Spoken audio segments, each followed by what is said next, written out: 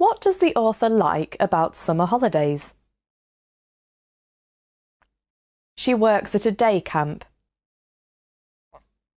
She can have a summer job. She has no school. She does not have to get up early.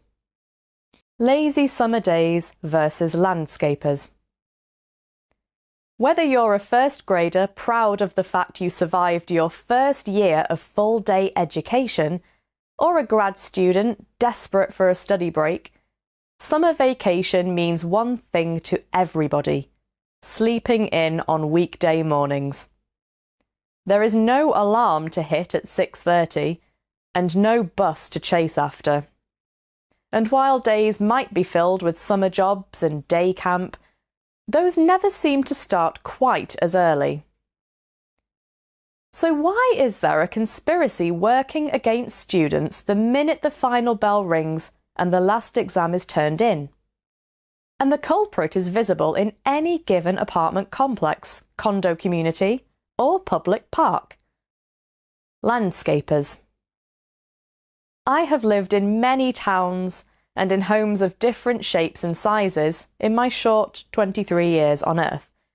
And yet, no matter where I call home, I am faced with the same hardship: trying to sleep in on lazy summer mornings while the lawn mowers are hard at work on public and private yards. The townhouse neighbourhood I called home when I was a little girl was a jam-packed street.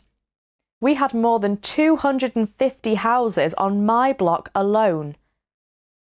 One of the things my mum loved about that house was its tiny yard.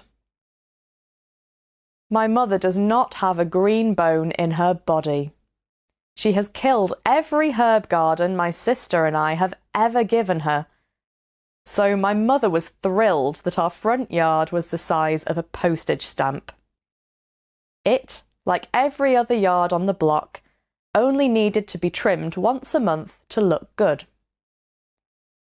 And yet, every Monday and Thursday at 7:30 a.m, the city contracted landscaping team would drive down our street and unload 2 or 3 industrial mowers and go to work on the little patches of public grass around mailboxes and trees.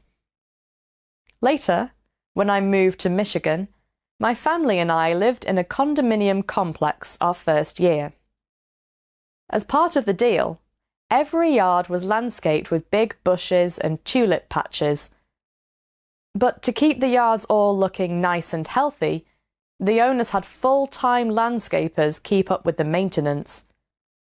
My mother was thrilled to have a full garden without worrying about killing each plant one by one. Never having to before, I was thrilled I didn't have to mow this new yard that was 100 times bigger than the postage stamp one we had before. But I was not so thrilled when the mowers showed up on Saturday mornings. Saturdays! Were they serious? Mowing every yard on the street starting at 7 a.m. on a Saturday. As an adult out on my own, I like that apartments don't come with yards I have to maintain.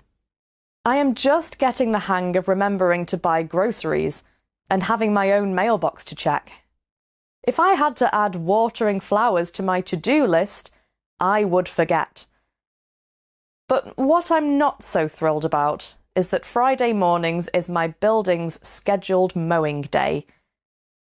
I live on the first floor of my building, with no way to muffle the roar of the mower against the side of the building when it is directly outside my window. No sleep for me. I am not so selfish that I don't understand why mowers work in the morning. Landscapers have multiple customers to serve on any given day, and the earlier they start, the earlier they can be done.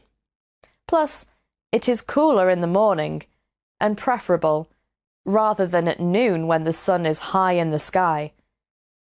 But students work hard all year and look forward to a break from books, tests, and alarm clocks. So, in order to find a common ground between landscapers and students, I send this challenge out into the universe. Whoever can build a silent lawnmower will get my undying gratitude, love, and affection, and whatever else they want. I promise. Summer vacation means one thing to everybody: sleeping in on weekday mornings. There is no alarm to hit at 6:30, and no bus to chase after.